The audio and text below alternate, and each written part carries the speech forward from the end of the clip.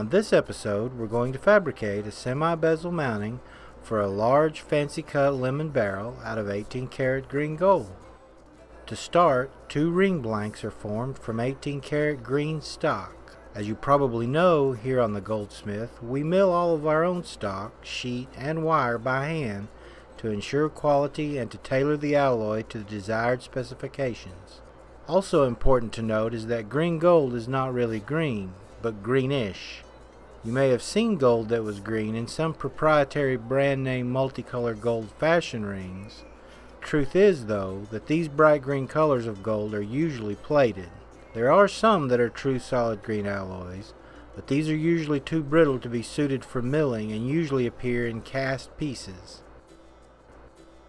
After a small point of attachment at what will be the bottom of the ring, the 2 ring blanks are spread apart and a temporary cross member is installed until the design is fabricated to reinforce the shape.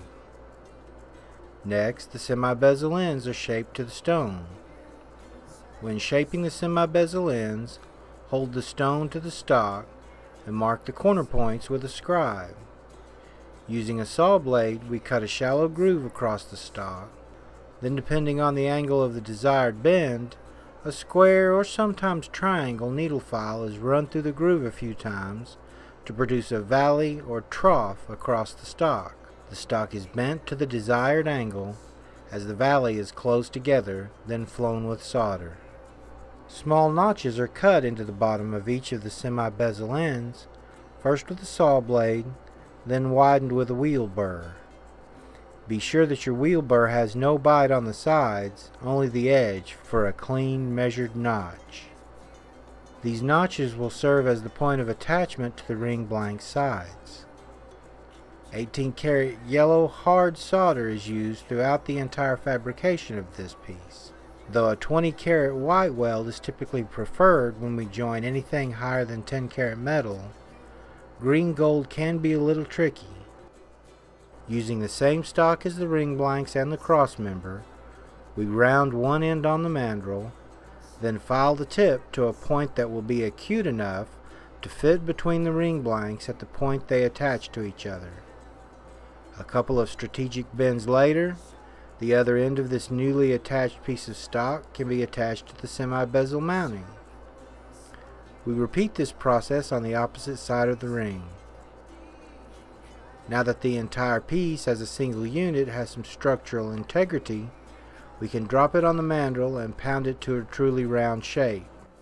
The softness of the 18 karat alloy is important here because, as you will discover, the 2 ring blanks attached at a single point, then spread apart, do not actually produce a round shape. It's more of an oval, so it must be encouraged to be round inside and fit flush to the mandrel. A hole is drilled only about 1 millimeter deep at the same height on each of the 4 ends of the semi-bezel. This is to seat a decorative wire attachment to the opposing bezel and to the shank. A couple more decorative wire attachments are made, and there is finally enough strength to remove the temporary cross member. A few holes are measured, marked, and drilled through the semi-bezels. Through these holes, we will thread wire and fuse it from the inside to produce a clean, flush look on almost an Art Deco style design. A few more holes, a few more wires, and a few more strategic bends and careful attachments, and our mounting is beginning to take shape as a piece of finer wire is wrapped around a small section of the shank, producing a non-functional, totally aesthetic design. Setting the ring aside for a few moments, perhaps to pickle, we take a piece of wire or the temporary cross member and melt it into a roundish piece of shot on the hot block. After a few strikes with a chasing hammer, it becomes fairly flat with edges that can be gripped by the flats of the mill. The piece is milled to a flat, thin sheet which is centrally positioned at the point the 2 blanks attach and is then riveted to the shank.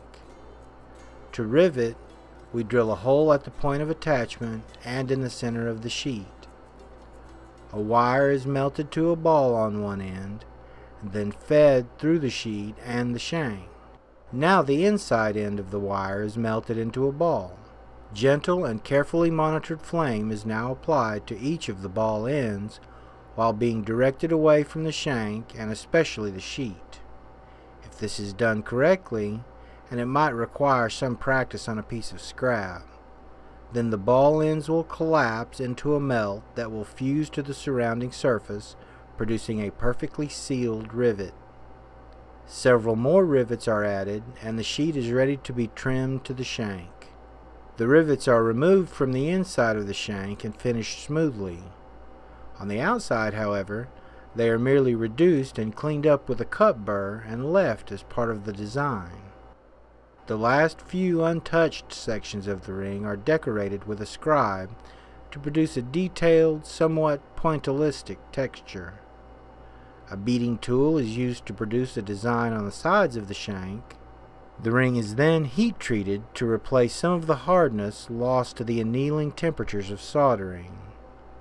The inside of the setting is polished and prepared for the stone. With such detail, a thorough polish is essential to the successful final product. The stone is set, the ring is polished again, and then delivered to another delighted customer along with this detailed description of the manufacturing process. Please join us again as we take another interesting journey through the processes of fabricating a one-of-a-kind piece of jewelry art.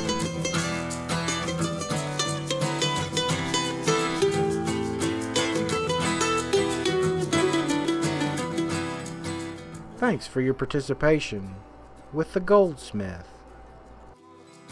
What am I gonna feed the demons hunger for my soul?